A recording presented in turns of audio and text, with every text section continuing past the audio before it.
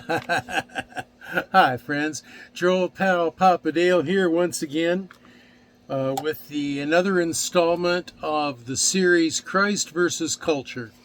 And today the topic is end times. It follows hard on the heels of the previous video, End Times, but that one was about the millennium, and this one is about the tribulation. So the title is End Times Tribulationalism. Now this is a video series that's based on 1 John 2:15, which says, "Love not the world, neither the things that are in the world. If any man love the world, the love of the Father is not in him." That's a pretty strong statement. What that means is you cannot prioritize anything more highly in life than Jesus Christ. Jesus Christ has to be number one, period. This is just one of literally hundreds of videos that are about the culture, the teachings of Christ versus the culture and teachings of the world.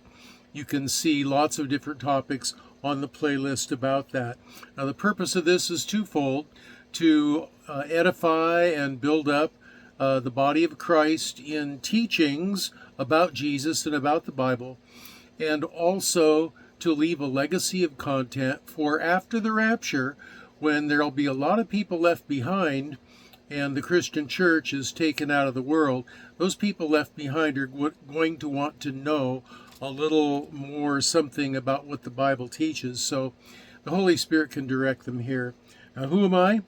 I am Papa Dale. I'm a retired pastor, teacher, and theologian, chaplain, and I've done a lot of things in 50 plus years of service to the Lord Jesus Christ. And this is the latest thing that the Holy Spirit has impressed on me that I need to do. Now, you need to check me out.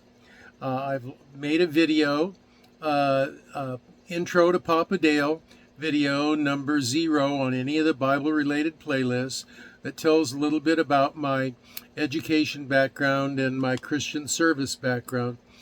And by that, as well as, and mostly by what I teach, checking that out and comparing that to with what the Scripture says.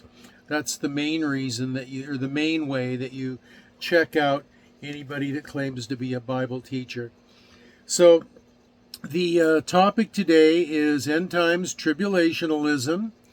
This is a much debated topic among evangelicals today. For the most part, the different ideas about the end times are not cardinal doctrines. Salvation does not depend on which position one holds. There are implications that can be taken to extremes, but mostly this is an in-house discussion among Christian brothers. 3 positions have developed over the years relative to the timing of the catching away or rapture of the church that Paul revealed in 1 Thessalonians 4:17. In Greek, the word translated caught up is harpazo. We get the English word rapture from its Latin translation, rapimur, a catching away or snatching up by force. This word is first seen in the context of Jerome's Latin Bible, the Vulgate, which was translated in AD 382. The basic doctrine on which all agree is that believers will be transformed from mortality into immortality, and we will be caught up into the air to meet awaiting Christ. 1 Corinthians 15:51 through 54. The question is, when in the order of events does this occur? The basic positions are called pre-tribulational, mid-tribulational, and post-tribulational. They are differentiated by whether this catching up happens before, in the midst of, or after the period called the tribulation. See Matthew 24:21. This is a time characterized principally by great worldwide turmoil on earth because of the physical, catastrophic judgments of God on the earth. The pre-tribulational position sees the church as being rescued out of the world just before the 70th week of Daniel. See Daniel chapter 9. This is described as a time period that begins with chaos and then a great peace and prosperity that lasts for about 3.5 years. Then, in rapid succession, come attacks by the harlot, the New World Order, the beast, Antichrist, and God's judgments directly against sin begin to manifest. These appear as political conquest, war, famine, death, plague, pestilence, earthquakes, and cosmic disturbances that overwhelm the planet. The devastation is so ubiquitous as to affect every living soul in one way or another. But the church are no longer in physical life on the earth. They have been rescued before God's judgments on sin fell. They may experience some of the build-up to these events, even strongly negative things, before their rapture, but not the worst of it. Because, quote, God hath not appointed us, the church, unto wrath, but to obtain salvation by our Lord Jesus Christ, end quote. 1 Thessalonians 5:9. Therefore, the catching up is seen as a rescue, much like Noah's rescue from the great flood judgment on the earth in his day, Genesis 7:7. There are no warning signs for the catching away, but all of the aforementioned judgments are themselves warning signs that the second coming of Christ is near. And because these two events occur so closely together in time, the concepts are often confused and conflated, and the warning signs for the latter are often misapplied to the former. It is in addition to that, however, when these warning signs begin to manifest, you can know that we are in the season in which the rapture will occur. There is a school of scholarship that teaches that while the exact moment of the rapture cannot be known, God's plan is revealed in his feast day sabbatical cycle. These are 7 feast days God established to commemorate specific important events, some past and some future. These are Passover, unleavened bread, first fruits, Pentecost, these are currently past events, and then trumpets, atonement, and tabernacles, these are currently future events. The teaching is that the first 4 feast days were physically fulfilled in Christ's first coming to begin the age, and so the final 3 will also be physically fulfilled in the rapture, his second coming and personal residence on the earth at the end of the age.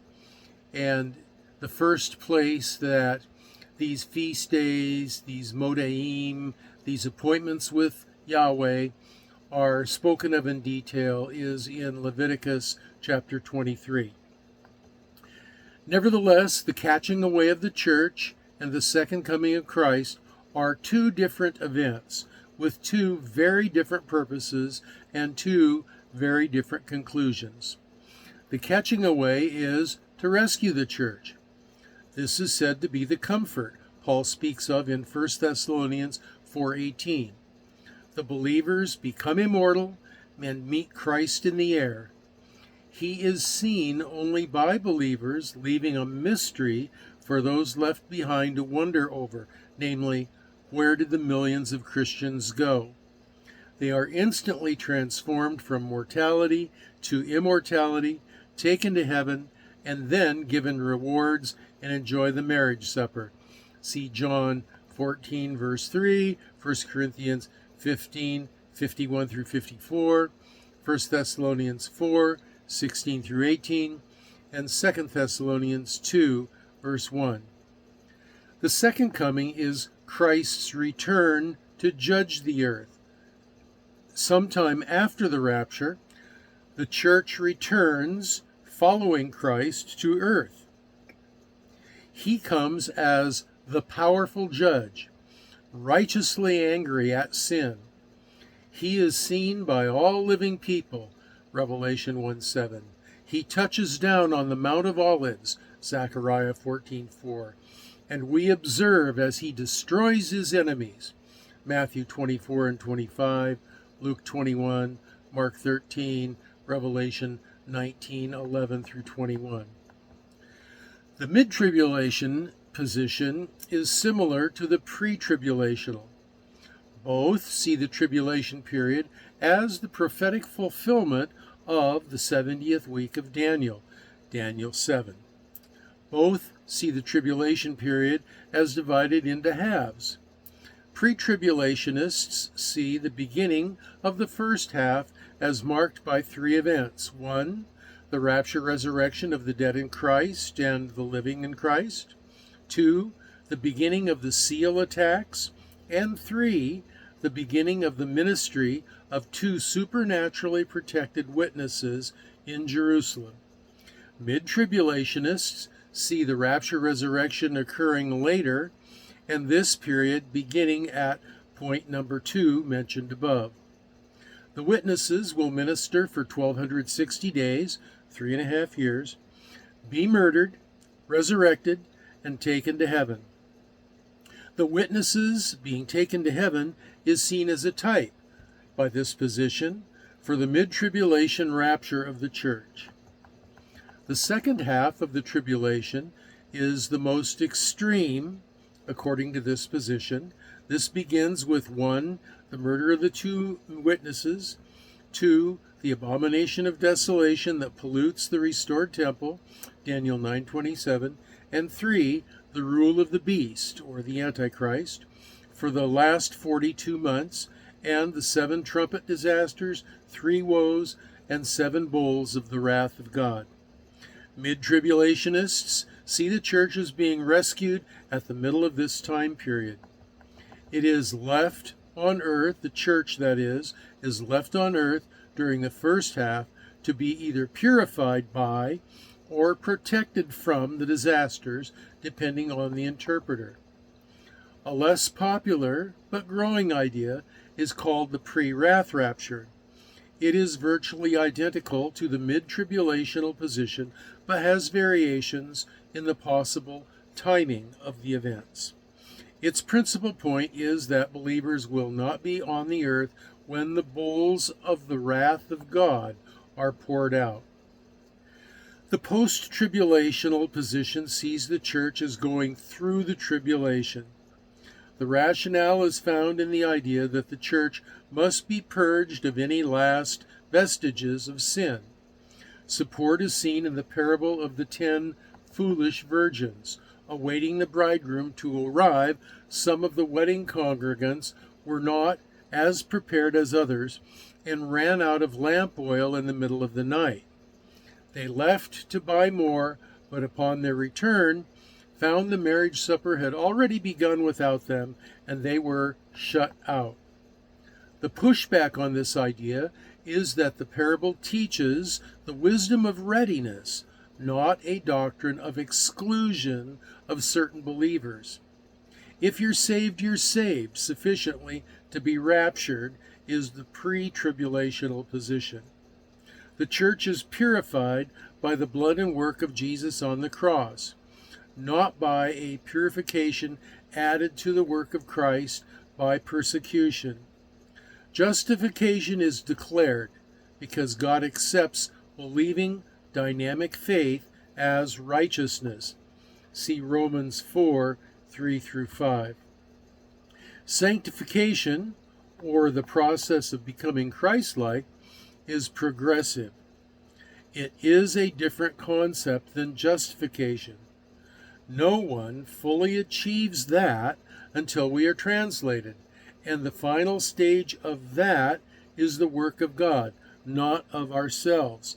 1 Corinthians 15:36-46. Quote, Beloved, now are we the sons of God, and it doth not yet appear what we shall be, but we know that when he shall appear, we shall be like him, for we shall see him as he is. 1 John 3:2. The most commonly held position among evangelicals is the premillennial and pre-tribulational positions. It is the most faithful to the proper exegesis of Scripture. Keep in mind what I said earlier. For the most part, the different ideas about the end times are not cardinal doctrines. Salvation does not depend on which position one holds. There are implications that can be taken to extremes, but mostly this is an in-house discussion among Christian brothers. So those are my thoughts on the different tribulational positions, the end times, tribulationalism, and if you can probably tell by the way I presented this, that, and at my final comment I also said that this was the most common position held. It's also my position is premillennial and pre-tribulational. It doesn't mean that you should believe that position just because that's what I believe. Check it out. There's a lot of scripture that I've given in this presentation, and there is a link down below in the comment section to this, the lesson notes, and you can go there and read them more slowly and look up all the verses and check them out. You can also leave your comments, questions, and prayer requests in the comment section below. And if you've got extra lengthy ones, or you want to debate with me about why this or that with regard to the tribulation, don't do it here. I'll just delete a super lengthy or argumentative comment. Do it on my Facebook page. There's a link to that in the comments section below.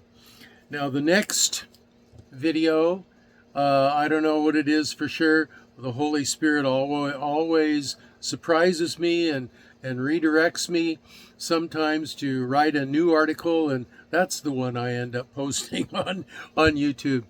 But if the rapture doesn't come early, and if I don't get taken home early, my plan is to put up another article in this YouTube format for your edification, and to leave as a body of content for folks that are left behind after the rapture.